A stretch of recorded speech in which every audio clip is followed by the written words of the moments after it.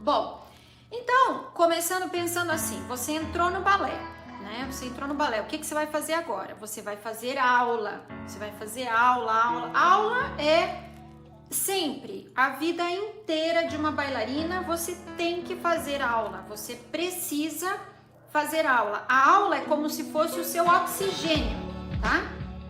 Então pensa assim, a aula de balé para uma bailarina é como se fosse o oxigênio, é como se fosse o seu alimento. Então você precisa fazer aula, fazer aula, fazer aula, fazer aula, fazer aula, fazer aula, e isso faz parte da sua rotina constante, né?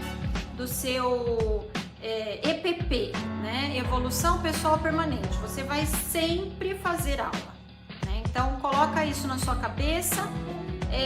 A aula é fundamental para você estar em dia com o seu corpo, estar em dia com a sua técnica, estar em dia com a sua musculatura.